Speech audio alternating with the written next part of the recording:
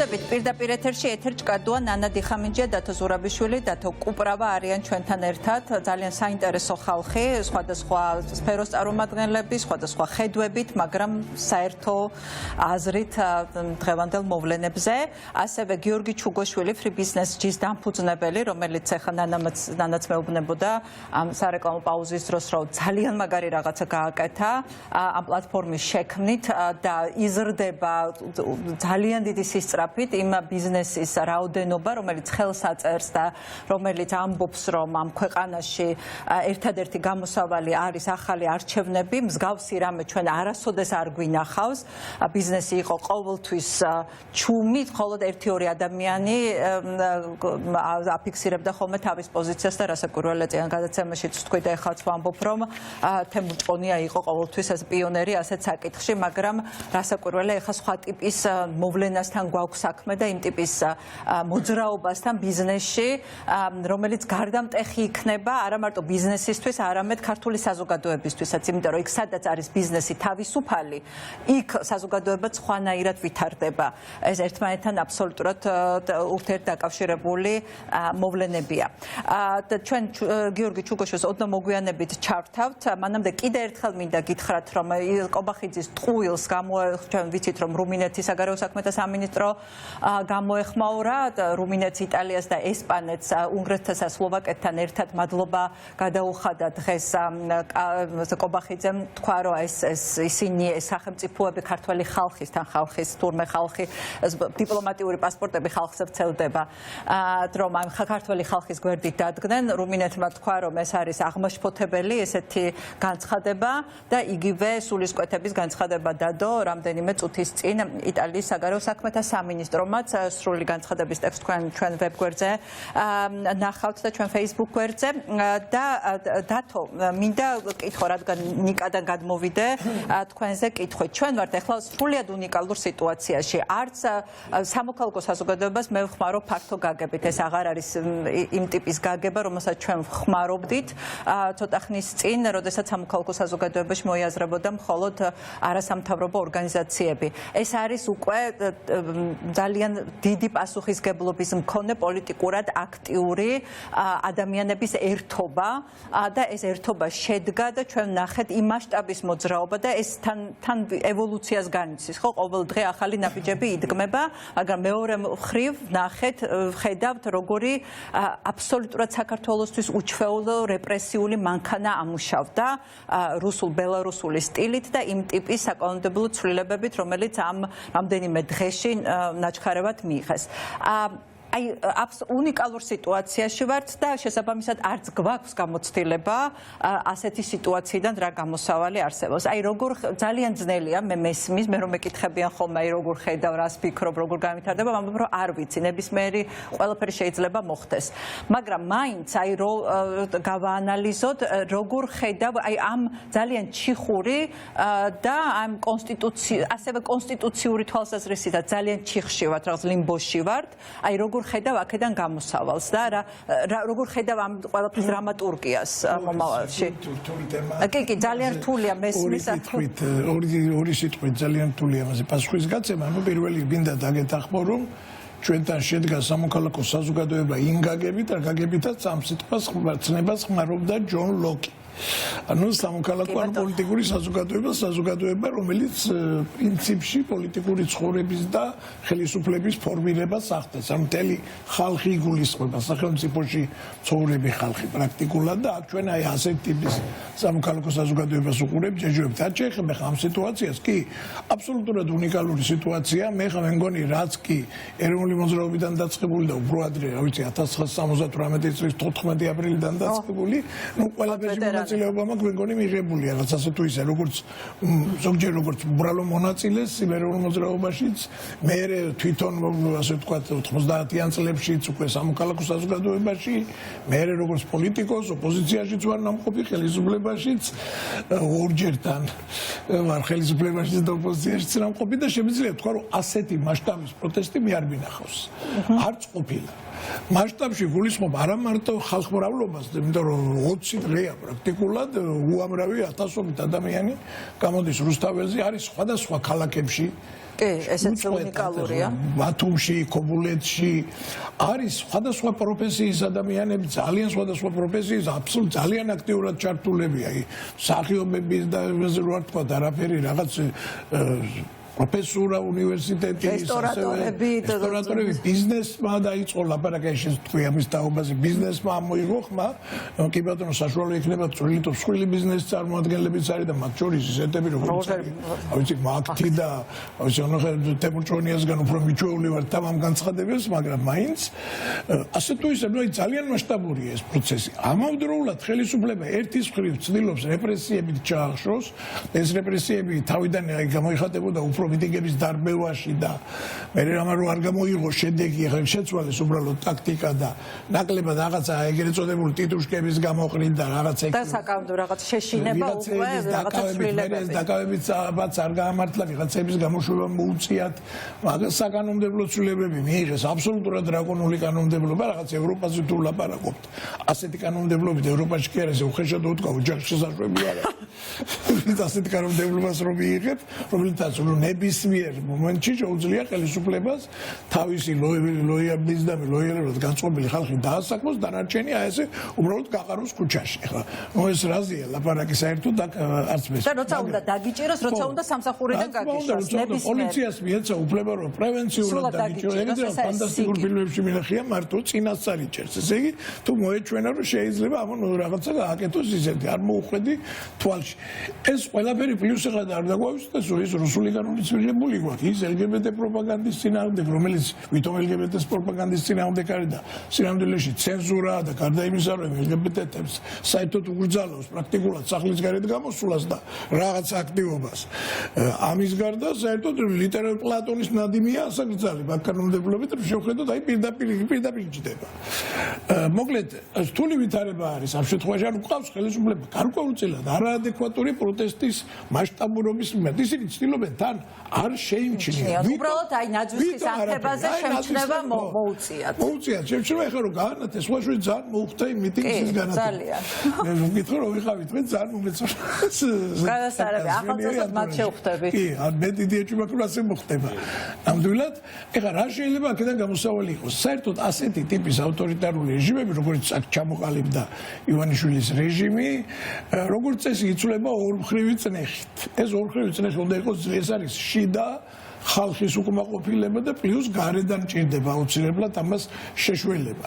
აქ ორივე ეს ფაქტორი არის ჯერ ასე თუ ისე არსებობს, მაგრამ საჭიროა რა ორმა ფაქტორმა იმუშაოს რაღაცნაირად გარკვეულწილად სინქრონში და გარკვეულწილად აი ამ მიმართული იყოს სწორედ ხელისუფლების წინააღმდეგ. ხელისუფლება რასაც ახლა აკეთებს, ჩემი აზრით, ის ელოდება ტრამპის ასე ვთქვათ ინაუგურაციას, რათა შემდგომში როგორღაც მათ იმედი აქვს ყოველ შემთხვევაში, მე ვფიქრობ რომ სრულტყუილად, მაგრამ აქვთ ამის იმედი, რომ აი ტრამპის ადმინისტრაციასთან რაღაცნაირად დალაგდებიან იმ გაგებით და მე მახსოვს ლილუაშვილი რო გააგზავნა ამერიკელებთან მოსალაპარაკებლად, რამდენადაც მე ვიცი და ნუ პრინციპში ალბათ მე ვიცი ეს ამბავი მივიდა წერილი ამოიღო გულის ჯიბიდან და წაიკითხა ივანიშვილის წერილი და შოკში ჩავარდა ეს ხალხი. იმ წერილში რაც ეწერა, ეს არის ივანიშვილის ოცნება. ანუ იქ რა არის, რომ თქვენთან ვითანამშრომლებთ რაღაცა უსაფრთხოების საკითხებში, რაღაცეში დემოკრატია საკმაოდ მე ვარ უფროსი. კი, ზუსტად ეს იყო ჩემი ძალიან სადოწყაროდანაც ზუსტად ეს წერილი. რასაც მინდა გავაკეთებ, მოკლედ დაახლოებით უნდა იყოს, დაახლოებით მინდა ვიყო ილხამ ალიევი. აი ეს არის. მაგრამ პასუხი იყო შემდეგ სომხეთთან დაწყებული უკვე მოლაპარაკებები ამ უსაფრთხოების თემებზე. მას სურს რომ იყოს რაღაცა რუსეთთანაც იყოს, ამერიკასთან არ იყოს კონფლიქტში და რუსეთთანაც ეს ეკონომიკური და ეს სხვა ურთიერთობაც კონდეს, გაიმაგროს ამით პოზიციები და იყოს რუსეთისთვისაც რუსეთისთვისაც სხვა შეუძლებელია ამაზე უკეთესი აქ იპოვონ დღევანდელ სიტუაციაში უბრალოდ ვერც იპოვიან ასეც, ამიტომ ის ცდილობს რომ მას ჭირდება ეს ლეგიტიმაცია ამერიკისგან. ამ ლეგიტიმაციის გარეშე შეიძლება პუტინსაც აღარ დაჭირდეს. იმიტომ რომ ასეთი არალეგიტიმური და იზოლირებული და მithumetes ჩვენი ეკონომიკა, რომელიც ძალიან დამოკიდებულია ამ დასავლურ ფულზე.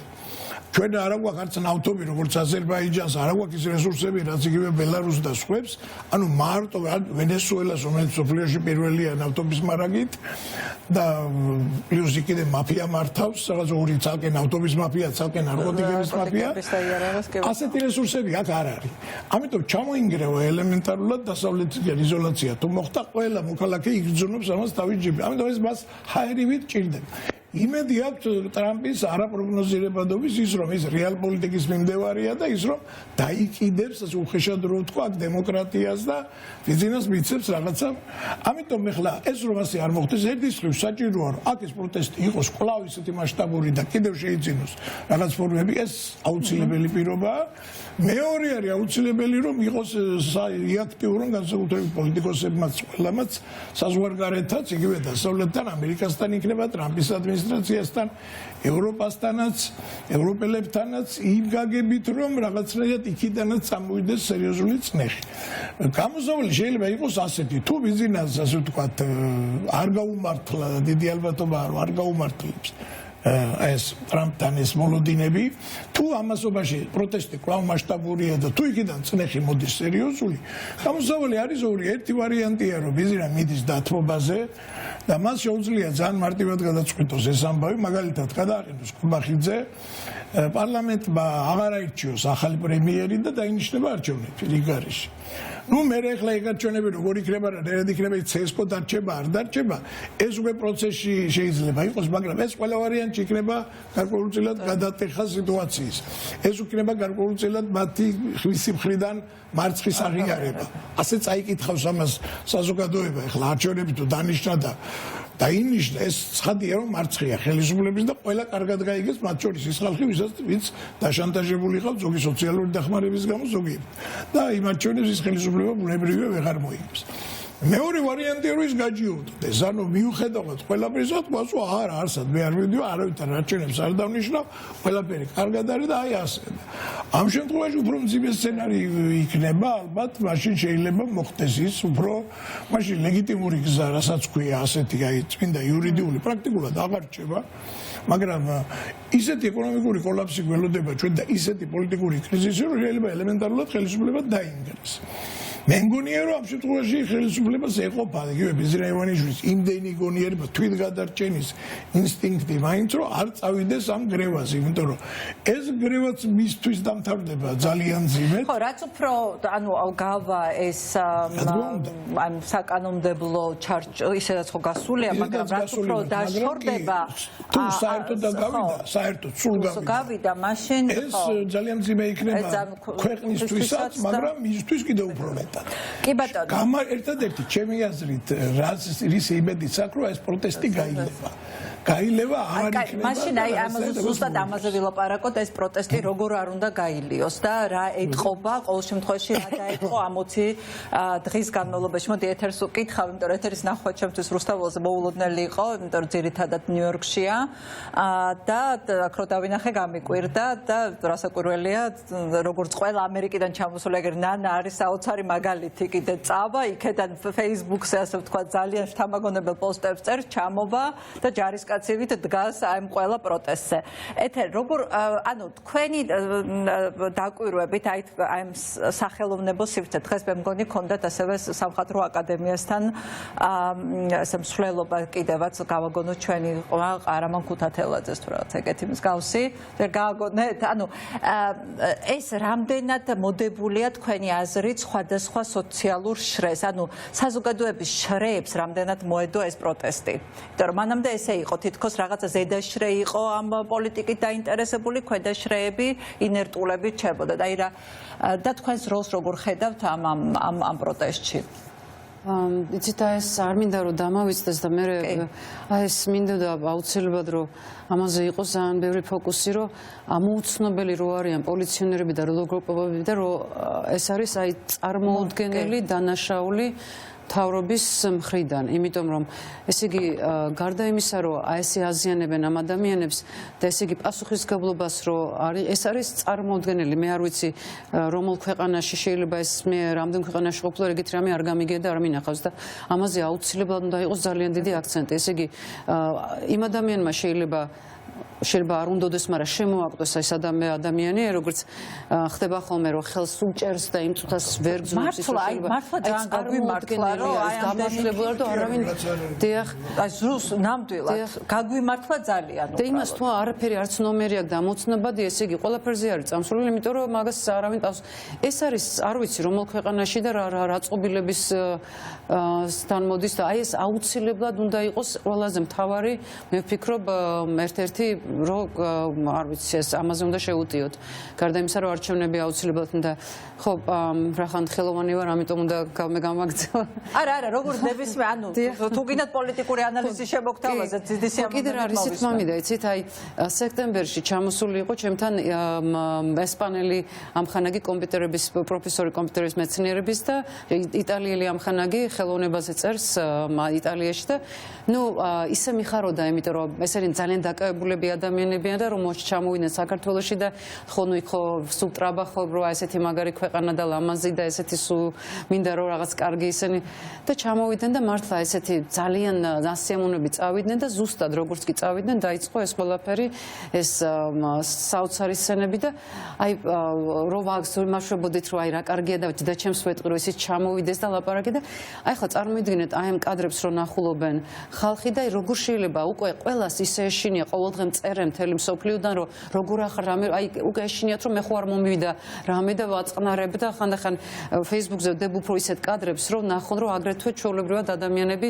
თან კარგი მუხტი არის პოზიტიური და აღარ ცხოვრობ ჩვეულებრივად რა მე ვერ ცხოვრობ ჩვეულებრივად რომ მარტო რომ კიდე რაც კიდე ახლა CNN-ზე ყველგან გადაცემა ყველგან აჩვენებენ აი ამ ადამიანებს დასახიჩრებულ ადამიანებს და ნუ ყველა ისეთი შეშინებული არის რომ ეს წარმოიდგინეთ როგორ შეუწ ადამიანი როგორ ეხლა უკვე არავინ არ ვისაც ვიცნობ საქართველოში უკვე ჩამოსვლა არის ნუ ნამდვილი საშიში ქვეყანა გახდა რა იმიტომ რომ ჯერ კიდე ის რომ პროპილიცია არ არის აბსოლუტურად ესე იგი რამე რომ მოხდეს ადამიანი შეიძლება დაიკარგოს და წარმოიდგინეთ რა აი რამდენ ქვეყანაში ვარ ნამყოფი ისეთ ქვეყნებში რომ მეუნებოდენ არ წახვიდეს საშიშია და აბსოლუტურად ეგეთი რაღაცა არ მინახია არც გამიგია რომ ეგეთი რაღაცა ხდებოდეს იცით თან მე ძალიან გაბედული ვარ როცა მივდივარ ხოლმე ქვეყანაში აი მაინტერესებს და უნდა წავიდე და ვნახო და მარტო მოგზაურობ ხოლმე ხო და წარმოიდგინეთ ახლა აი როგორი რო ჩამოვიდი ძალიან გამიკვირდა რამდენი სასტუმროა მეთქი აშენებული ესე იგი ალბათ მეთქი ბევრი ტურისტი ჩამოდის და გამიხარდა რომ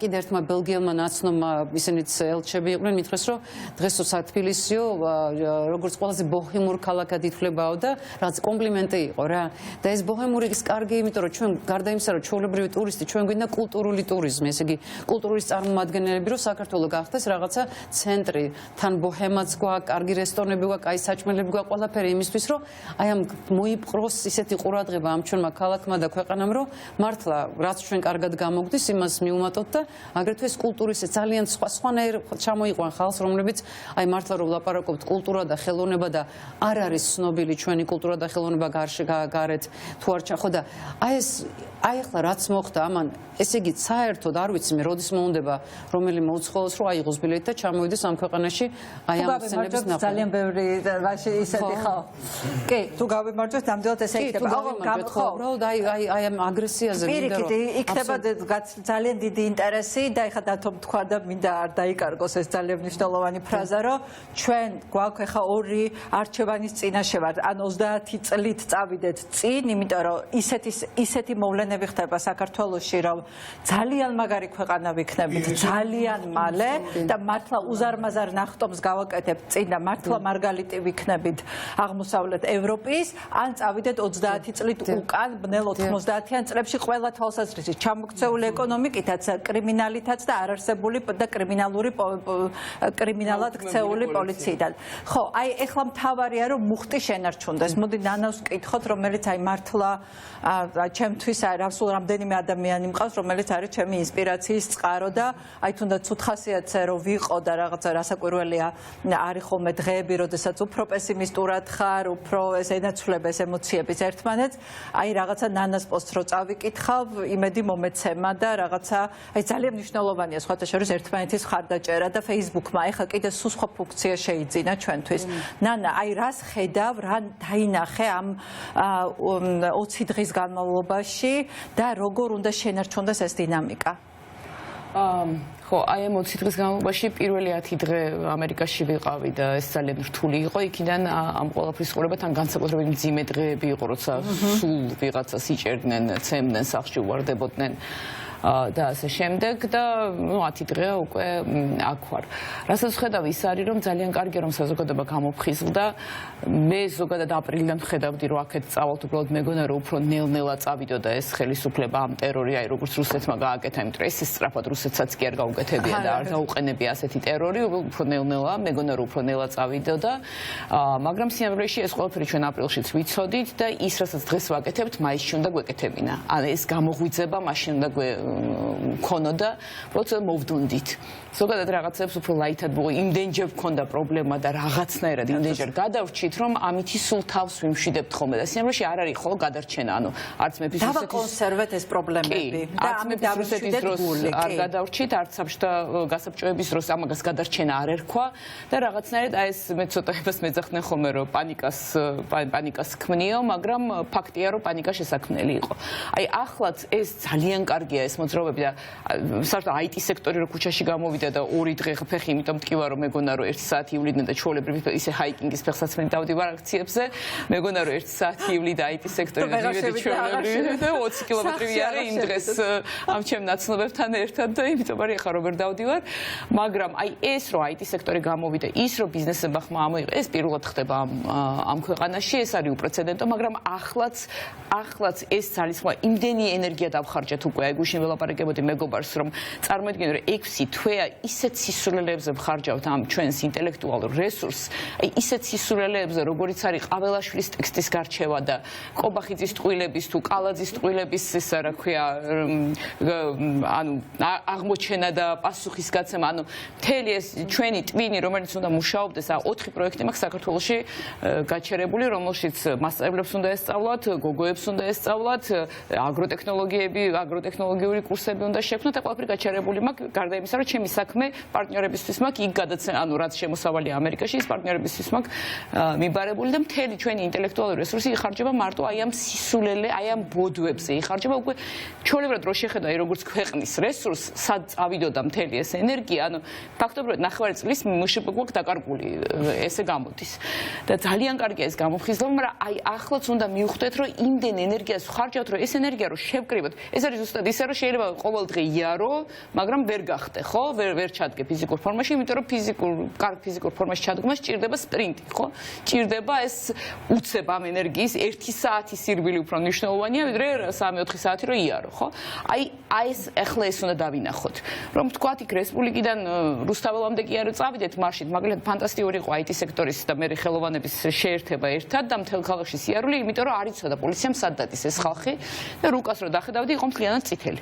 ანუ კონკრეტულ წერტილზე რომ მიხვიდოდი იქ აცხადებდა ვიღაცა რომ არა ხალხო ახლა აქეთ ვუხვევთ მიუყვებ ანუ არ ვიცოდით სად მე რომ პოლიცია რო გვაჩერებდა და გვეკითხებოდა რომ ვინ არის ორგანიზატორი და სად მიხართ ვუბნებით არ ვიცით ანუ ვიღაცას ეს ერთმანეთს მიუყვებით ხო აი ეს უნდა დავინახოთ რომ კონკრეტული ორგანიზაციები უნდა შეწუხდნენ მაგალითად სტარტაპები და ტექ ეკოსისტემის წარმომადგენლები რომ ჯიტაში ავედით ძალიან კარგად გამოჩნდა ეს ასვლა რომ სადგას ინოვაციების და ტექნოლოგიების სააგენტოს ხელმძღვანელობა სადგას ხო ის რომ განათლების სამინისტროსთან მივედით გამოჩნდა რომ განათლების სამინისტროს არ აქვს უნარი რომ გამოვიდეს მინისტრს არ შეუძლია რომ გამოვიდეს და 500 სტუდენტს და პროფესორს დაელაპარაკოს ანუ მიზან მიმართული უნდა იყოს აუცილებლად ეს აქციები კონკრეტული ორგანიზაციების მიმართ იგივე რაც შეეხება მაგალითად აი რამდენჯერ გამოვიდნენ უკვე სტუდენტები და პროფესორები და შედით უნივერსიტეტების გვერდებზე არაფერი 15 ნოემბრის მერე თბილისის სახელმწიფო უნივერსიტეტს რომელიც უნდა იყოს ფლაგმანი ამ სახელმწიფოებრივი შეგნების ამ ქვეყანაში ხო თავისი ამ 100-წლოვანი ისტორიით უნდა იყოს ფლაგმანი 15 ნოემბრის შემდეგ პოსტი არ უდევს ჯერ ისე როგორი სირცხვილია რომ ერთი თვე პოსტი არ დევს უნივერსიტეტის გვერდზე ეგეთი რამე არ ხდება ხოლმე ხო 20,000-იანი უნივერსიტეტის გვერდზე პოსტი არ უდევს და კერძო უნივერსიტეტებიც ეხლა ძალიან კარგია ეს გიორგის პლატფორმა იმიტომ რომ უკვე 3 კერძო უნივერსიტეტი გამოჩნდა და იმედია იმ 700 დასარეგისტრირებელში კიდევ ბევრი არის გიორგი მოგვიყვება მაგრამ ეს აი ასეთი რაღაცები ანუ ყველამ თავის ქუჩაში კი არ ვიაროთ ჩვენს ყველას ყველაზე მეტად ამათ ორგანიზაციების განცხადებები ტკივათ. ძალიან ერკინათ ეს ბიზნესის განცხადებები, იმიტომ რომ ასე უცებ ჩანს, ის კი არ ჩანს, რომ 100 პროფესორი დადის. არამედ ჩანს თვითონ ორგანიზაციას რა განცხადება აქვს და ყველა ორგანიზაცია ჩვენ მიჩვეული ვართ რაღაცნაირად საბჭოთა აზროვნებას, როცა გონია რომ რექტორი არის ორგანიზაციის მფლობელი, ხო? და თუნდაც კერძო უნივერსიტეტის შემთხვევაში თუნდაც პრეზიდენტი არ არის ასე. უნივერსიტეტი შედგება სტუდენტებისა და პროფესორებისგან და ყველას აქვს უფლება მოითხოვს მათ შორის არაპოლიტიკური, არამედ მაგალითად რა ვიცი, სტუდენტური უფლებების ან შრომითი უფლებების გაუმჯობესებისთვის. აი ამ ეტაპზე უნდა გადავიდეთ ახლა, რომ ქუჩაში ისე კი არ ვიაროთ, რომ არავინ არ შეწუხდეს, არამედ ჩვენი ორგანიზაციები შევაწუხოთ, ჩვენს ორგანიზაციებს მოვთხოვოთ პასუხი სად დგანან და არ მივცეთ გასაქანი იმისთვის, რომ ორსკამზე ისხნენ. კი ბატონო, ჩვენ გავაგზავნებთ კიდე აი იგივე თემაზე დათა რომ მკითხო რა როგორ ხედავ, აი ნანამ კონკრეტულად თქვა როგორ ხედავს ხო ამის განვითარებას. აი ეხლა საით მიდის ეს პროცესი და რაში ჭირდება დახვეწა, ხო ჯერჯერობით დახვეწის გზით მიდის, ხო? ხო, როგორ ხედავ? მაგრამ ის ანალიზი რა როგორ შეიძლება დასახვეწი და რა, იმიტომ რომ მეც ამ პროცესების უშუალო მონაწილე ვარ და საერთოდ არ ვთვლი საჭიროდ იმას, რომ რაღაცა ავდგეთ და მე როგორც ჩემთვის პოლიტიკურად ნაკლებად გამოცდილი ადამიანისგან რამე რჩევები მივიცე ადამიანებს რა შეიძლება გავაკეთო. არა, რა ფიქრობ, ეხლა ეს ყველა ადამიანის აზრი არის მნიშვნელოვანი. მე მირჩევი მია და შემიძლია ჩემი პროფესიიდან გამომდინარე, იურისტობიდან გამომდინარე, ვისაუბრო იმ საშინელებებზე, რაც ხდებოდა. კი ეს გადაშეიძლება გავლილი თემაა, მაგრამ მგონია რომ არასდროს არის ზედმეტი იმაზე ვისაუბროთ, რა ხდებოდა რეალურად იქ, როცა მეც პირადად ეხლა 20 წლის განმავლობაში 20 დღე იქ ვდგავარ, ბოლო წამამდე დარბევის და ჩემი თვალით უყურებდი რა ხდებოდა, ხო? იქ ხა არც იმედის პირდაპირ ეთერის ყურება მჭირდება, არც თავარის ეს ფორმულაცია, ჩემი საკუთარი ორი თვალით უყურე რა ხდებოდა, ხო? პირველ რიგში დაგეთანხმებით თითოეულ თქვენგანს მისახსენეთ, რომ სპეცრაზმენის და იდენტიფიცირების გარეშე ოპერაციაზე გასვლა არის პირდაპირ სისხლის სამართლის დანაშაული და რატო? სულ რომ არ იყოს მოწოდება იმის შესახებ, რომ აი ბრძანება, რომ წადი შენ მოკალი, წადი დაარბიე, წადი ისქენი, ჯერ სულ რომ რაც ის მოვა ის დრო, როცა შეიძლება თუ არ განადგურდა ყველაფერი ამოვიდეს, ხო რაც ის ჩანაწერები, სულ რომ ბრძანება არ ქონდეს იმ ხარებას, გაცემულიო ესექენით, ისექენით, როგორ შეიძლება შენ ერთ უბრალო საშუალო სტატისტიკურ სპეცრაზმელს მისცე იმის უფლება და ის აცოდინო, რომ ეხა გადი შენ გარეთ, გაბრაზებულ მოქალაქეებთან, რომელზეც შეიძლება იყოს შეურაცხყოფა, როცა შენ უკვე პროვოცირებას მიხდენ მე იმისი რომ მშვიდობიანი მოქალაქეს გამომყავხარ და რობოკოპს მიყენებ წინ და შეიძლება ჩემი მხრიდან იყოს რა თქმა უნდა ყვირილიც ჩხუბიც და ასე შემდეგ და შენ სპეცრაზმელს რასაც ოდინებ ეუბნები რომ ეხლა შენ რო შევარდე აი ამ ადამიანების მასაში მოკლა ვიღაც ადამიანი და წამოხვიდე მე შენ ფიზიკურად ვერ გიპოვი ვინ ხარ ანუ მე ამით ჩვეულებრივად ნებას გაძლევ იმისა რომ რაც შენ გინდა ის გააკეთო მე თქვენ წარმოგიდგენიათ ის ფენა რომელი ფენაც ეხლა იმ გედედეში მუშაობს დღევანდელ გედედეში მე თავისთავად ძალოვან სტრუქტურებს შეურაცხყოფას არ მივაყენებ ოღონდ ღირსეულ ძალოვან სტრუქტურებს და არა იმასაც ჩვენ ნიქვავს შეუძლებელია ჩვენ ამათ რაღაცა ინტელექტუალურ შესაძლებლობებზე ვისაუბროთ იმ ადამიანების ვინც განა და ხმის გამაძლიერებლებიდან მოქალაქეებს აგინებდნენ ანუ იქ ვიდექი ანუ იქ ვიდექი მართლა ვფიქრობ რომ თავისუფალ დროს აი იმაზე რო არიან ბაზაზე ტროლებად ამუშავებენ იმიტომ რომ არა ვერ დაგეთახმები იმიტომ რომ მაგასაც ოდნავ ინტელექტუალური არა არ ჭირდება თუ მე ტროლებს რო ტროლების დაწერებს რო დასერჩოს დათა მე რო რამდენჯერმე ხა მქონდა და ვიდეოც არსებობს რაღაცა ერთხელ პირდაპირ შევარდი ამკეთ რაღაცა ამ შავ ხალხში იქ რა მე რა კომენტარებიც მესმოდა აი დაახლოებით აი მეგონა რომ ვიკითხულობდი ტროლების კომენტარებს აი ზუსტად ის იყო და მგონია რომ აი ბაზაზე ეს მართლა ტროლებად მუშაობენ რაც ეხება კანონმდებლობას რა ის ერთ-ერთი პუნქტი რომელიც დაემატა რომ შეიძლება ადამიანი 2 დღით 48 საათით დავაპატიმროთ იმის გამო რომ შეიძლება ამ ადამიანმა დანაშაული ჩაიგდეს რამდენჯერმე მოვისმენე არასწორი განმარტებები ამ მუხლის რომ ის რაც სასწაულად ამაზრზენი და ყველანაირი უფლების გამთელველი არის ეს პუნქტი თუმცა ადამიანები ხსნიდნენ ხოლმე ესე შემდეგნაირად რომ ამ შემთხვევაში შეიძლება დაიჭირო ის ვინც აქამდე რამე სამართალ გვაქვს ჩადენილი ოღონდ ესეც ხო საშინელი წითელი ხაზია ოღონდ ესეც არ არის სწორი ანუ მას შეუძლია მაგალითად მე რომელსაც არასდროს ჩემს ცხოვრებაში კანონმდებლობა არ ჩამიდენია დამიჭიროს 48 საათის განმავლობაში და ჩემი დაპატიმრება სასამართლო არ ანუ გასაგები არასასამართლო გვაქვს, მაგრამ ის მექანიზმიც არ არსებობს, რომ მოსამართლე იმსჯელოს დაკავების კანონიერებაზე. ხვდებით, ანუ შეუძლიათ რომ ნების არა მარტო ის, ვინც ამდე ადმინისტრაციული დარღვევა აქვს ჩადენილი, ვისაც არა აქვს ადმინისტრაციული დარღვევა ჩადენილი, ის დააპატიმრონ 48 საათით, იმიტომ რომ რა ვიცი, ვიღაცას პოლიციელს არ მოეწონოს ჩემი მზე რა, ამ მიზეზით და ამის კანონიერება შემოწმების საკითხიც არ დადგეს. ხვდებით? ანუ ვერასდროს მე ვერ უნდა შევამოწმო.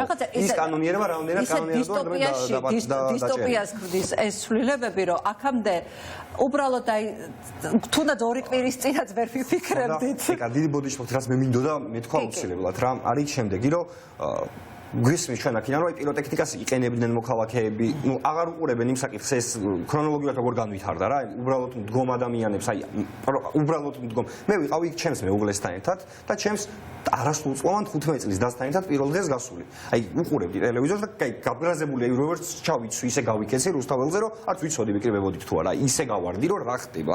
ანუ ეს რას ნიშნავს, ხო?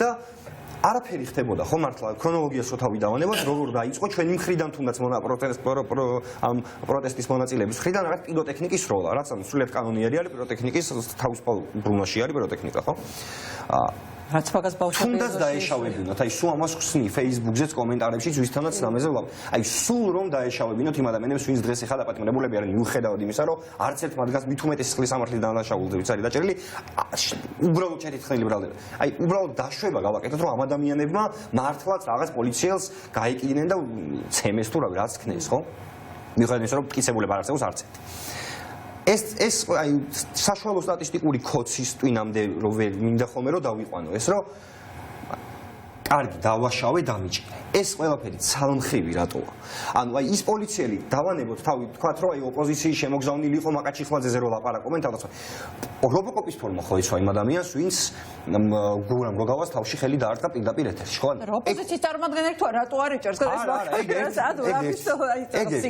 ანუ რატომ არ არის არც ერთი პოლიციელი სისხლის სამართლის პასუხისგებაში მიცემული რატომ არ არის ის ბიჭები თქვათ რომ აი არასწორად გავრცელდა ინფორმაცია მაკაჩიხლაძეზე თავდასხმელების ფოტოები ყველა საქართველოს ნახეთ არც ერთი რატო გამოკითხვაზე არ არის ნამყოფი ანუ არც ერთი რატო არ არის დაბარებული და მარტო იმედი ჟურნალისტების გმობ მეძალადობას არის ამით სრულდება ეს დანაშაული აი ჩვენ დავუგმე დღეს უსმენდი კინო ტვინის სისხლი ჩამექცა იმედის რეპორტაჟი სადაც იმედის თანამშრომლების ბულინგზე ლაპარაკობდნენ და ამბობდნენ ხალხი ვარ ჩვენ იქ დგას ერთი მასა ვინ არის ხალხი ჩვენ აღარ დარჩა პროფესია ვინ ჩვენთან ერთად არ არის აღარ დარჩა ადამიანი მართლა ვინ ჩვენთან ერთად არის და ჩვენ არ ვართ ხალხი და ეს ადამიანი აი წეგან დაუბრუნდები ამ თემას გამიქცა ეხა საუბრის დროს თუ ჩვენ ვაშავებთ და გვიჭერთ რატომ არც ერთი პოლიციელი არ არის პასუხისგებაში მიცემული პასუხისგებას თავიდანებეთ რატომ არის გამოკითხულიც კი არც ერთი დღეს სასამართლოს სომაზე ვრცელდებოდა ფოტოები ისა ვიდეო მასალა გაკითხვაზე იყო მისული პოლიციის თანამშრომელი და ადვოკატი დაზარალებული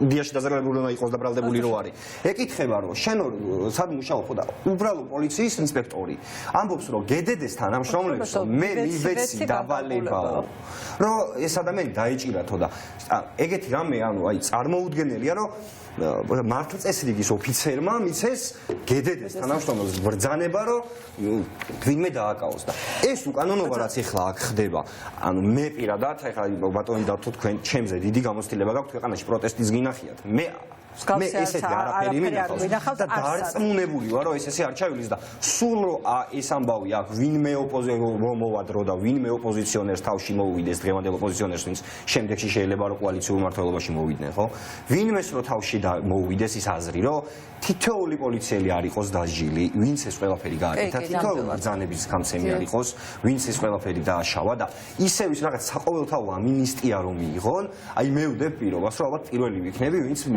ფეირვერკს არა მე შეიძლება რაღაც უარესი გავუკეთო მე მაგათ კი ბატონო გიორგი ჩუგოშვილი ჩავრთოთ გიორგი მაპატიე ძალიან დიდხანს გალოდინე მაგრამ ასე გამოვიდა დიდი ბოდიში ეხლა თქვენც მინდა წაგეკითხოთ ესე იგი რუმინეთმა გააკეთა განცხადება იტალიამ გააკეთა განცხადება საგარეო საქმეთა სამინისტროები მაქვს ხედველობაში და უკვე ესპანეთმაც გააკეთა განცხადება ესპანეთმაც გააკეთა განცხადება ჩვენ გვიდა რომ გამოვხატოთ ჩვენი ძალიან დიდი შეშფოთება იმ ადამიანის უფლებების დარღვევაზე რაც ხდება საქართველოში და დეზინფორმაციის კამპანიაზე ჩვენ ის გადაწყვეტილება რომელიც მიიღო ევროკავშირმა ამ გადაწყვეტილებას მთლიანად დაუჭირეთ მხარი და რომელიც მიიღო და დეზინფორმაცია არის ძალიან დიდი საფრთხე ჩვენი დემოკრატიისთვის და ჩვენ ამას ყოველთვის შევეწინააღმდეგებით აქ აქ ამ შემთხვევაში კობახიძის მიერ გავრცელებული დეზინფორმაცია იგულისხმება, როცა მან თქვა, რომ ესპანეთმა, იტალიამ და რუმინეთმა მხარი არ დაუჭირეს ამ დიპლომატიური პასპორტების მოქმედების შეჩერებას. მაგრამ ეს მოკლედ აუცილებლად უნდა გვეთქვა, იმიტომ რომ ამ წუთის განცხადებაა Twitter-ზე. გიორგი, აი ნანაც ამბობდა თქვენზე, რომ ძალიან მაგარი ინიციატივით გამოხედით და გააკეთეთ ისეთი რამ, რაც ამ ქვეყნისთვის არის უპრეცედენტო და კიდევ ერთხელ ვამბობ, რომ ისეთი რა პროცესია, რომელიც გრძელვადიანია და ძალიან წარადგება ამ ქვეყანას ნებისმიერი ხელისუფლების პირობებში. მოდი ვთქვათ, რომ ეს ინიციატივა როგორ გაჩნდა, რამდენი ხელმოწერი ყავს ახლა და რა არის მიზანი, როგორ შეიძლება ითარგმნოს მარტივად მოქმედებებში ეს ხელმოწერები. მარტივად ალბათ არა. მოგესალმებით, მადლობა მოწვევისთვის და შესაძლებლობა რომ მაქვს რომ ვისაუბრო თავისუფალი ბიზნესების პლატფორმაზე. ჩვენ საიდან მოვიდა იდეა, მაგედან ცოტა შორიდან დავიწყებ. კი, როგორ არა. თავისუფალი ბიზნესების პლატფორმა თავისუფალი ბიზნესების პლატფორმა არის რაღაცნაირი ახალი იდეა მოგვივიდა. ახალგაზრდებს ბიზნესი არ მიგვაჩნია, მხოლოდ რაღაცა ფულის საწერი მანქანა, ხო? 90-იანებიდან მოყოლებული ბიზნესი ცოტა სხვა რაღაცა იყო, 2000-იანებში სხვა რაღაცა იყო, მაგრამ ეხლა ვფიქრობთ, რომ ვართ ბიზნესის ტრანსფორმაციის ეტაპზე. როდესაც მოდის ახალი თაობის ბიზნესმენები, რომლებმაც არ იციან, როგორ იმუშაონ კორუფციულ სივრცეში, არ იციან, როგორ დაალაგონ მთავრობასთან, ისე მათ იციან, როგორ შექმნან კარგი პროდუქტი, კარგი მომსახურება, როგორ მოერგონ მომხმარებელს და ასე გრძელვადიანი ღირებულება შექმნან. ხო, ამიტომ და მომხმარებელიც ეგეთი არის ახალი თაობის, მათთვის მარტო ის არ არის, რომ ხარისხიანი პროდუქტი აქვს, ან ხარისხიანი სერვისი აქვს. ხშირად აი ჯენზის ხშირად ვახსენებ ხოლმე ბოლო პერიოდებში და ჯენზის თაობა და შემდეგი თაობები ხშირად ბოიკოტს უცხადებენ ხოლმე კომპანიებს, მხოლოდ იმიტომ, რომ ისინი არასწორ ღირებულებებზე დგანან. ზუსტად აქედან წამოვიდა იდეა თავისუფალი ბიზნესების პლატფორმის, რომ ერთ პლატფორმაზე მოგვექცია კომპანიები, რომლებიც ამ ღირებულების გარშემო, ახლა დღეს ყველაზე მნიშვნელოვანი ღირებულება არის ჩვენი ქვეყანა და მისი მომავალი, ხო? ცალსახა არის, რომ ქვეყანაში გვაქვს ძალიან მძიმე მდგომარეობა, ოციბე არის, გვაქვს აქციები, ჩვენ სტრატეგიულ პარტნიორებთან ყოველდღიურად რაღაც ახალ ნიუსებს ვიღებთ, რომ სტრატეგიული პარტნიორობები უქმდება და ჩვენი ინტეგრაციის პროცესი ჩერდება და ასე შემდეგ და ასე შემდეგ და არჩევნების საკითხზეც ბევრი კითხვის ნიშნები დგას. არის ძალიან ესკალირებული სიტუაცია ზოგადად ქვეყანაში. ეს არის პოლიტიკური მოცემულობა ვთქვა, მაგრამ ჩვენ ვართ ბიზნესების პლატფორმა, შესაბამისად უნდა უყუროთ ეკონომიკის გადასახედიდან და ბიზნესების გადასახედიდან.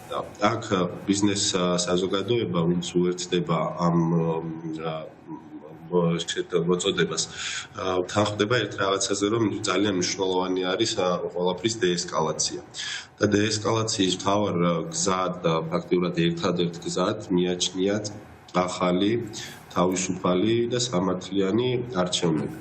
და რა თქმა უნდა, ის ადამიანებიც, რომლებიც ახლა ციხეში არიან და ჩვენ დაკავების, პოსტდაკავების თუ სასამართლოს პროცესებზე ვნახეთ, რომ ბევრგან დაირღვა მათი ფუნდამენტური ადამიანური უფლებები, როგორიც არის, თქვათ, არ უნდა იძალადო და პლუს უნდა ქონდეს სამართლიანი სასამართლოს უფლება, ხო? შესაბამისად, მეორე, ასე ვთქვათ, მოთხოვნა დავარქვათ ამას, არის ამ ადამიანების განთავისუფლება. ანუ ბიზნეს საზოგადოება, ვინც ამ პლატფორმაზე ერთიანდება, ამბობს, რომ ეს ორი რაღაცა არის გასაკეთებელი, რომ მოხდეს დეესკალაცია. თორემ ეს ყველაფერი გაცდა უკვე პოლიტიკური პარტიების რაღაც ყოველდღიურობის ამბავს და აუცილებლად გადაიზრდება ეკონომიკურ და სოციალურ პრობლემებში, რაც გულისხმობთ ამაში. ეს არის თქვა ვალუტის კურსის გაუფასურება, იმიტომ რომ ჩვენ და ფასების ზრდა ბიზნესებისთვის პრობლემების შექმნა, გაკოტრება და ეკონომიკური ზრდის ნეგატიური მაჩვენებლების მიღება, რომელიც შეიძლება უახლოეს კვარტლებში ვნახოთ და ჩვენ წმინდა უცხოური ინვესტიციების რადიკალური შემცირება უკვე ვნახეთ არსებულ მონაცემებში, რომელიც გამოქვეყნდა, ხო? მე ამას იგრძნობს ნებისმიერი ადამიანი მიუხედავად მისი პოლიტიკური გემოვნებისა და ყველაზე აისახება, რა თქმა უნდა, ხო, ეკონომიკა არ ეხება მარტო ერთი პოზიციის მქონე ხალხს ან მეორე პოზიციის მქონე ხალხს. აქედან გამომდინარე და ნებისმიერი პოლიტიკური გემოვნების მქონე ბიზნესსაც თუ ამ ორ ნაბიჯს ეთანხმება იმისთვის, რომ ქვეყანაში მოხდეს დეესკალაცია და დაუბრუნდეს ქვეყანა ნორმალურ ცხოვრებისეულ რიტმს, ეს ორი ნაბიჯი არის გადასადგმელი. მხოლოდ ამას ამბობს ამ განცხადების შეერთებით ის ბიზნესები, რომლებიც უერთდებიან.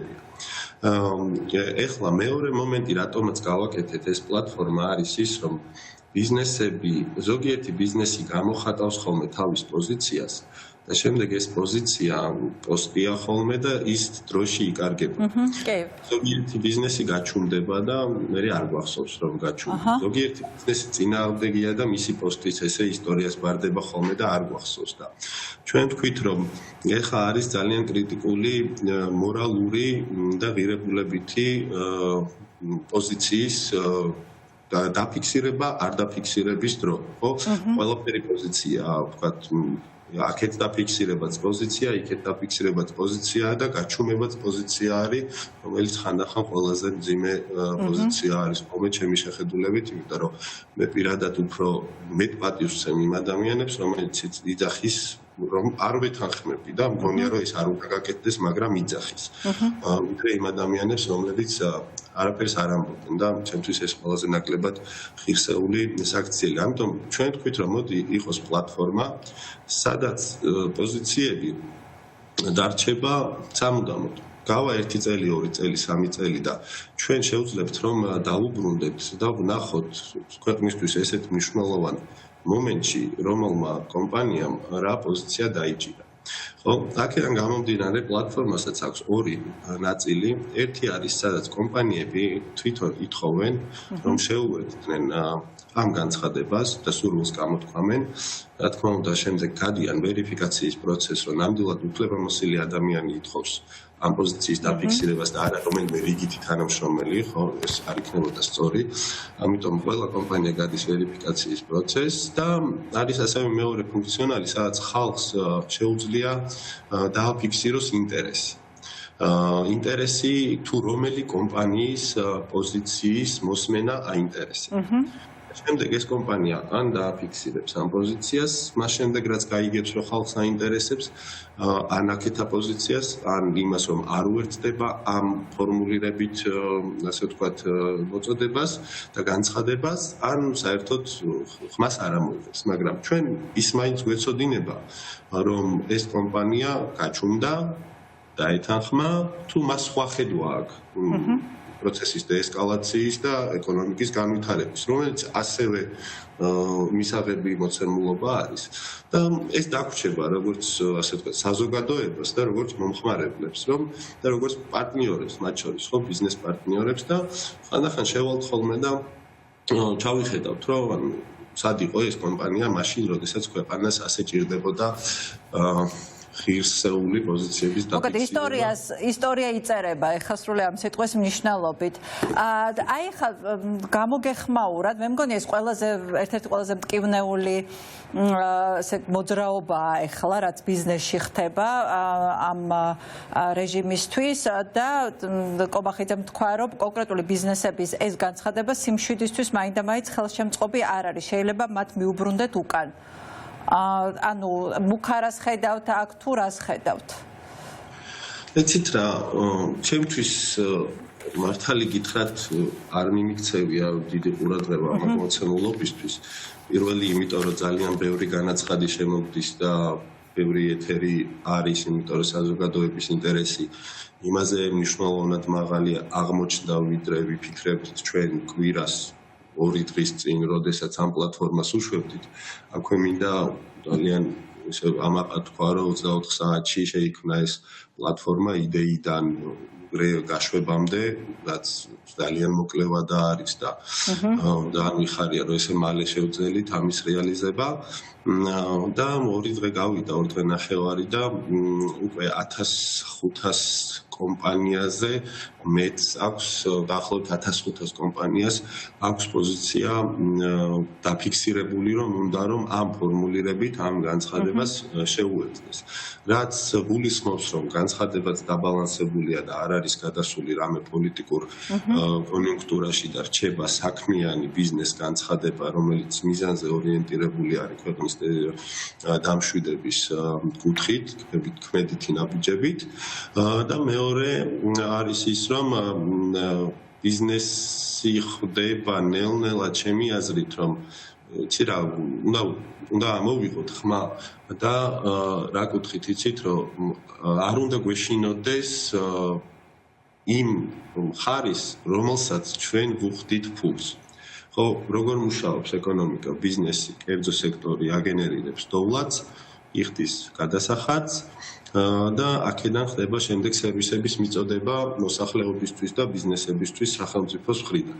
ანუ დღეს გვაქვს ქვეყანაში მოცემულობა, როდესაც იმას ვინც იხდის ფულს, ეშინია მისი, ვისაც უხდის ფულს. რაც გონია რომ არ არის და ეს ფსიქოლოგიური გარდატეხაც არის. აი მე ამას უყურებ როგორც არა ერთჯერად მოვლენას, არამედ აი ძალიან მნიშვნელოვან გარდატეხას, რომელიც ბიზნესის ფსიქოლოგიაში შეცვლის და მას გაცილებით უფრო მეტ თავისუფლებას მისცემს მომავალში. თითქოს ეს ყველაფერი იქნება ბევრად უფრო უმტკივნეულო და ბევრად უფრო შედეგიანი, რაც უფრო მეტი ადამიანი შემოუერთდება, ძალიან კარგი ქართული კინოსი არ იყოს, ყველას ვერ დაგვიწყდება. და გიორგი, აი ეს 1500 კომპანია, აი ამ დაახლოებით აი რამდენს მოიცავს ბიზნესის სექტორის რა პროცენტს მოიცავს, როდემდე გრძელდება აი ეს ხელმოწერები, ანუ როდის შეგიძლია თქვათ, რომ ეხლა უკვე ვინც ხელი არ მოაწერეთ, ვინც არ შემოუერთით ამ განცხადებას, უკვე თქვენი დუმილი არის პოზიცია და უკვე გვეცოდინება იმ მნიშვნელოვანი კომპანიების სია, რომლის პოზიცია არის თანხმედრაში დღევანდელ რეჟიმთან, ხო? ნუ შეგვიძლია ასეც გავიგოთ ეს. მაქსიმალურად შორს მინდა ვიყო ნებისმიერი პოლიტიკური ფორმულირებისგან, ხო? პოზიციის დაფიქსირება არის და მე ვინცაც როგორც უნდა ისე გადათარგმნოს. ბიზნესი ადმობს თავის სათქმელს და მომხმარებელი და პარტნიორები იგებენ ისე როგორც იგებენ, ყველა იგებს ინდივიდუალურად. ეხლა ჩვენ გავეშვით კვირას, კვირა არ იყო სამუშაო დღე, მიუხედავად ამისა ძალიან ბევრი კომპანია დარეგისტრირდა, მაგრამ ბოლო 2 დღეში სამუშაო დღეებში გაორმაგდა იმ კომპანიების რაოდენობა, რომელიც ყოველდღიურად ითხოვს რომ იყოს პლატფორმაზე წარმოდგენილი და იმედი გვაქვს რომ ესე გაგრძელდება. ზოგადად საქართველოში გვაქვს თუ სწორად მახსოვს აქტიურად რომ ითვლება სახსრატის მონაცემების მიხედვით არის დაახლოებით 100,000 იურიდიული ერთეული, ზოგადად რეგისტრირებულია 200,000, მაგრამ 100,000 ითვლება სახსრატის მიხედვით აქტიურად თუ სწორად მახსოვს. აქედან დაახლოებით 55,000-დან 60,000 კომპანიამდე არის, რომელიც ყოველწლიურად SARAS-ში აუდიტის სამსახურში გზავნის ძლიერულ ფინანსურ ანგარიშგებას.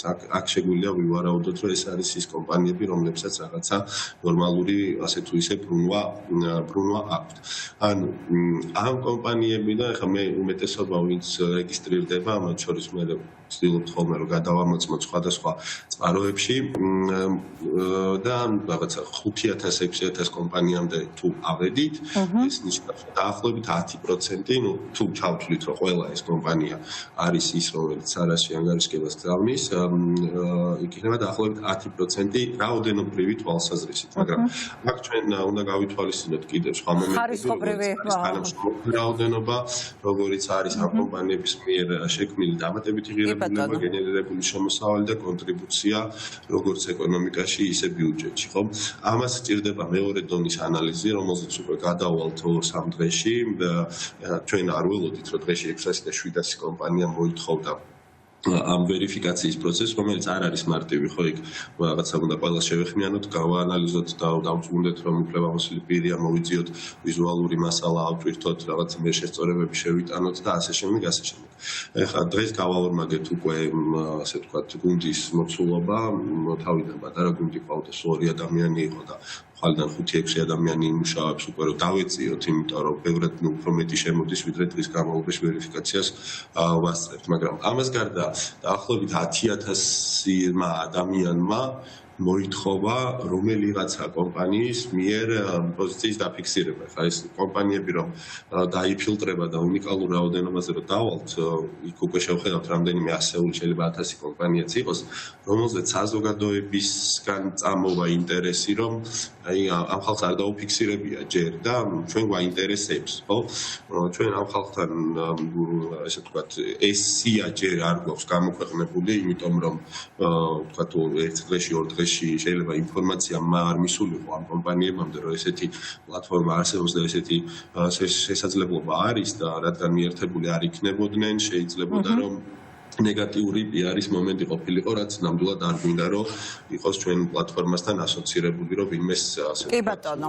ანუ დრო ყველას აქვს, ეხლა მორავინ უიტყვის, რომ სოციალური ქსელები არ აქვს, ვერ გაიგეს და ასე შემდეგ. ეხლა ამ რა ქვია, კობახიძის ტყუილებით ასე ვერავის ვერ მოატყუებენ, მოკლედ ასე რა ვთქვა. აი, იცით ისე თქვა მინდა, ხა მე სოციალური ქსელში იქნება, თუ დღეს მე-5 ეთერი მაქვს და ზუსტად იმიტომ დავდივარ სადაც დამიძახებენ, რომ მინდა რომ მაქსიმალურად ყველა კომპანიამდე ეს ინფორმაცია მივიდეს, რომ ეს უხერხული მომენტი აღარ იყოს. კი ბატონო გიორგი.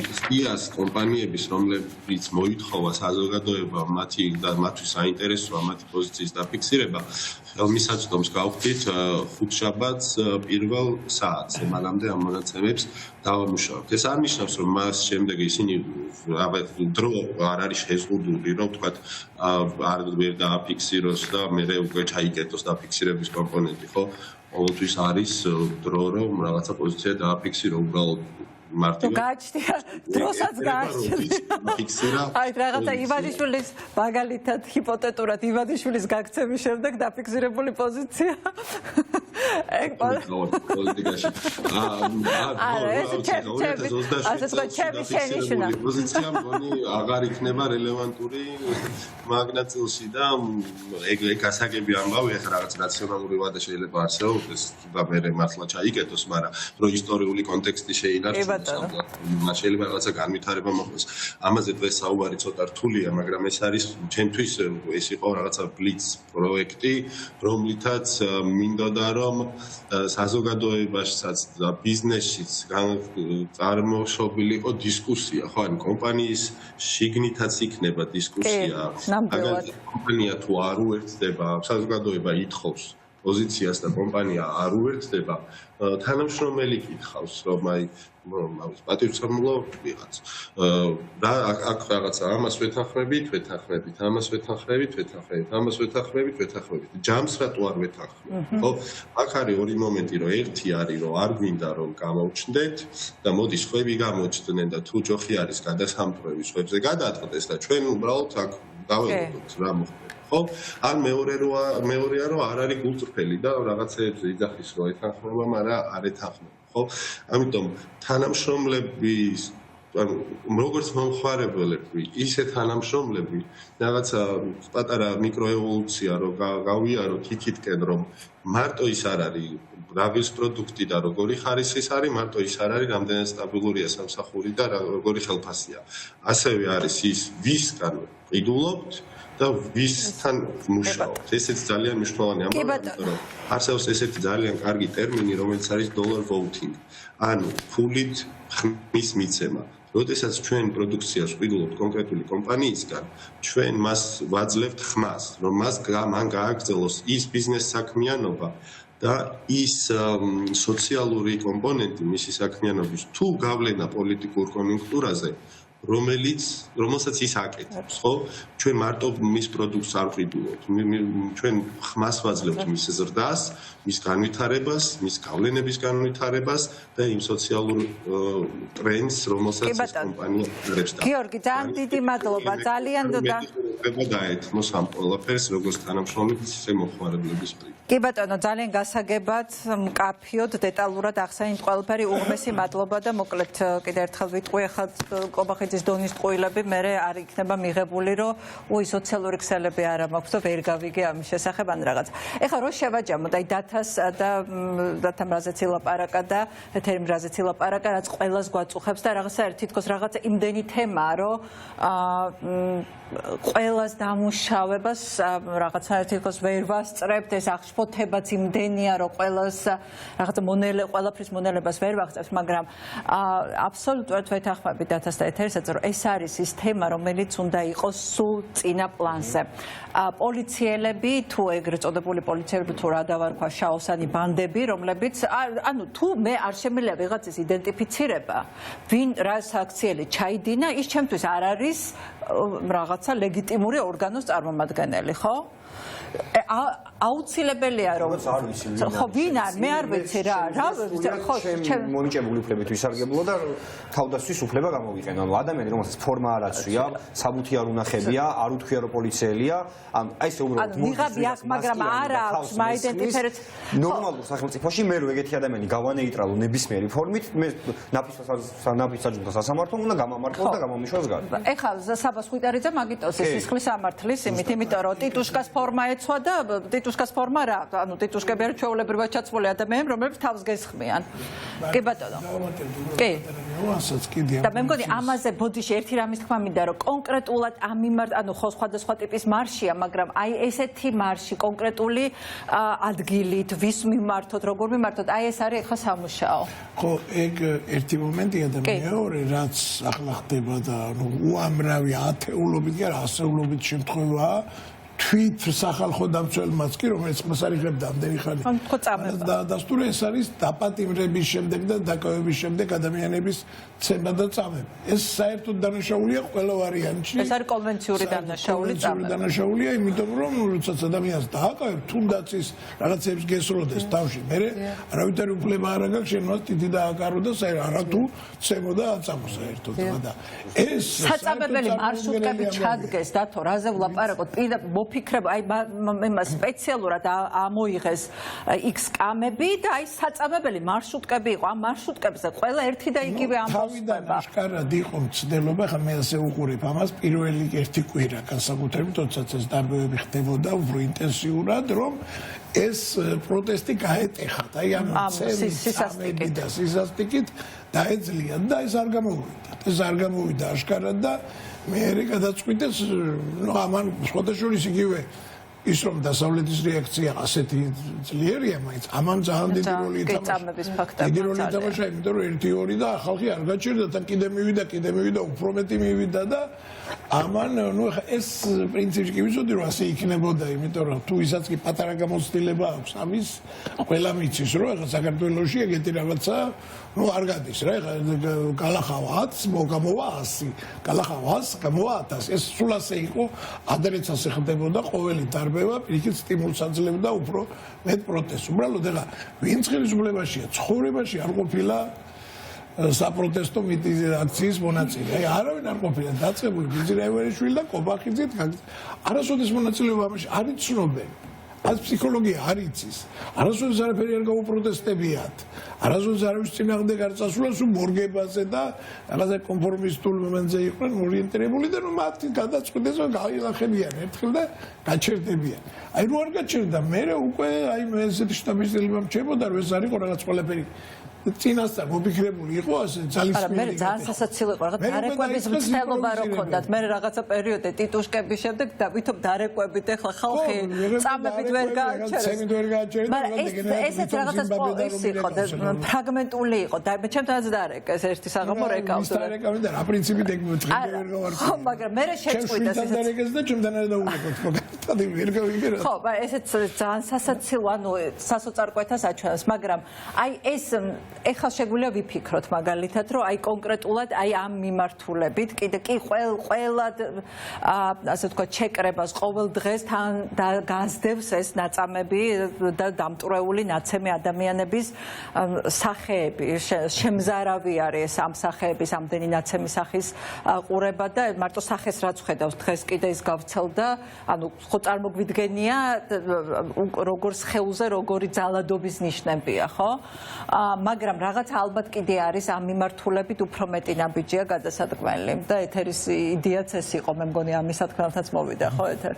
ხო, იცით და ისა რა ქვია, აუცილებლად უნდა მოვითხოვოთ აგრეთ რომ სასწრაფოდ განთავისუფლდნენ სულ დაჭერილი, იმიტომ რომ ეს ადამიანები იდგნენ თავიანთი სამშობლოს, თავიანთი მომავლისთვის. ხო, მაგრამ ზუსტად დათო ჩხეიძის სტატუსი წავიკითხე, რომ იქ როდესაც არ ხდება დამნაშავის დასჯა, იქ გათავისუფლებას, ნუ რასაკვირველია, იმას ანუ ვერა ფასი უნდა გადაახტევინო. ფასი არ არის, ეს არის ვაჭრობის თემა, იქ გამოუშვებ და დაწყნარდით. არავითარ შემთხვევაში, იმიტომ რომ ჯერ არჩევნები ცალსახა საკითხია, მაგრამ მეორე საკითხია ამ დამნაშავების დასჯა და 0 არის ჯერჯერობით ადამიანი, რომელიც დაკითხვაზე არის მისული, როგორც დათამ თქვა. ესე ჩვენ საერთოდ ვერ უნდა ვენდობოდეთ ამ ქვეყნის აბსოლუტურად არც ხო, არა, აი ეს მაკა ჩიხლაძე, ვითომ ტიტუშკები კი არ აი გამოკითხვაზე არ დაიბარეს სახელები და გვარები არ გითხრეს მიმდებარე ქუჩების კამერები დაედო ჩვენ ვახსოვს ეს ბაქალიაში კაცო საქმეზე და ლაშქარავის მოაცილა და მე გაქრა აღარც მოსულა ელობა რომ რაღაცნაირად ეს დაებრალებიათ აი ნაცების პროვოკაციაზე ხო ეს ძალიან სასაცილოა ოპოზიცია მაგრამ შესულების დაანებეს ეს გადაფარეს პარტიის აი თუ უყურებს ინფორმაციულად გადაფარეს პარტიის ოფისში შევარდნე რომელიც ასევე დღეს უყურებ როგორ ახტებოდა მე მგონი კობა ხაბას ხერხემალზე რომ აი ესენი რომ ამბობენ ხოლმე რომ ჯერ არავინ აქ ანუ სააკაშვილის დროს ვიღაცა მოკლეს და ეხლა აქ არ მოუკლავთ სინამდვილეში უბრალოდ გამართლებაა რომ არავინ არ მოკვდა იმიტომ რომ ბევრი кейსი ქონდა ამისი ჯერ ერთია ეს პირდაპირ დარტყმა და გათიშვა ადამიანების და უბრალოდ გადარჩნენ ადამიანები ფიზიკურად მეორეც ის რომ აი ამ ჭყრეტაშვილი და გაგუდვაში ამ გაზს რომ უზომო რაოდენობით ისროდნენ და იქ რომ ვიღაცა ასთმის მქონე უბრალოდ ფიზიკურად არ გაიგუდა მესამე ის რომ პირდაპირ მიჯრით ისროდნენ რაც აკრძალულია აი ამ გაზის 10 სანტიმეტრიან გაზის კაფსულას პირდაპირ უწერია რომ ლეტალურია და არაფერ შეიძლება პარალელურად სროლა უნდა ისროლო 55 გრადუსიდან აი ბევრი ის იყო შემთხვევა როდესაც უბრალოდ გადავრჩით უბრალოდ და მაგას შემთხვევაც აი მართლა აი მაგას შემთხვევაც რომ უბრალოდ არ ყავს დაღუპული და ესენი პირდაპირ მიდიოდნენ ამ რაღაც თუნდაც ძალისმიერ ორთაბრძოლებში კომენტ სტატუსებს კითხულობდი სპორტსმენების ანუ არალეგალური ილეთი არის ბრძოლა წესების გარეშე შირას საკეთებ და უკნიდან კისრის მოგრეხვა ჩვეულებრივად შეიძლება გამოიწვიოს კისრის მოტეხვა რამაც შეიძლება ადამიანი შეიძლება აუცილებლად მოკლავს ალბათ რა ვიცი არ ვიცი ის რასაც ესენი გეგმავდნენ ორი ამხანაგი დაიღუპა ჩემი ამ ბოლო წლებში იმიტომ რომ დავარდა და თავი და არ ვიცი მართლა ბეწვზე ბეწვზე გადარჩენილია ყბელ როგორი ნაცემია ხო ხალხი ერთ ზოგიერთ სისხლისგან რო არ დაიცალა რაღაცა შიდა არ ვიცი მე მგონი ეს თემა ეს წამების და ცემის თემა რაც შეიძლება სწორად ითქვა აქ რაც შეიძლება ეს ფართო ორდორიას უნდა გავიდეს იმიტომ რომ ეს მე მგონი ყველაზე კარგი არგუმენტი იქნება რაღაცა ის რომ ვიღაცა შეთქმულების თეორიებს გელაპარაკება ეგ ტრამპის და ეს ამასთან და პუტინი და ისა და აგერ უნდა დაუდო კონკრეტული სხვა პერიოდი რო იყოს არჩევნები ვარ ყოფილიყო ერთი თვით ადრე აი ხშირად არ მომწონს ხოლმე რომ მივყვებით ამ არგუმენტებით რაღაც სპეკულაციებში ამ ადამიანებს რა ვინც ასე ამბობენ სულ არჩევნების პერიოდი არ ყოფილიყო არჩევნების გაყალბება ხო ერთი უდიდესი დანაშაული ყველა ფაქტობრივად დავწმუნდით ხო არჩევნები დავანებოთ 2 წუთით არჩევნების თავი არჩევნების პერიოდი რო არ ყოფილიყო და ეგეთი აი ეს რო გვენახა მაგალითად 1 წლის წინ ანუ იგივე მოთხოვნა ხო გექნებოდა რომ ჩანიშნეთ არჩევნები იმიტომ რომ როგორ შეიძლება შენ იყო ჩემი ხელისუფალი ანუ როცა შენ მე ქუჩაში მკლავ იმას მიშვები ანუ რას აკეთებ ხო და ამიტომ მე არ მომწონს ხოლმე როცა მივყვებით ხოლმე მაგაზე აი მაგიარებ ის რო ეკითხება ჟურნალისტი და ეს აქედან არის მე მგონი რომ საერთოდ შევეშვათ ამ თემას, ანუ არჩევნება გააყალბა და ჩაიარა შეიძლება, მაგრამ ეხა ბევრად მნიშვნელოვანი ამბავი ხდება. პირდაპირ ხოცავს ქუჩაში რა, ანუ რა არჩევნების გაყალბება საერთოდ და რა გაჟონა და რა ის. ქუჩაში ადამიანებს კლავენ. ანუ კლავენ, მე ამ მკვლელობას მოსამართლეები აკანონებენ და დაზარალებული ადამიანი არის დამნაშავე და დამნაშავე არის დაზარალებული. ამაზე მეტი დისტოპია რომელიც მე მგონი ორველს არ უწევია. ამაზე დიდი აბსურსი, შეუძლებელია სადმე ხდებოდეს. ხვდებით, როცა ადამიანი უნდა იყოს აუცილებლად დაზარალებული. პირდაპირ ხედავ რომ დაზარალებული არის დამნაშავე, ვინც არის დამნაშავე, ის არის ვითომ დაზარალებული და მეტი ნონსენსი სამართლებრივ სახელმწიფოში არ არსებობს. ვერაფერს ვერ იზავ. მაშინ უნდა გამიღოს სახლის კარები და ლიმონკა უნდა შემომიგროს და ამაფეთქოს, თორე მეც ვეღარაფერს ვერ იზავს რა.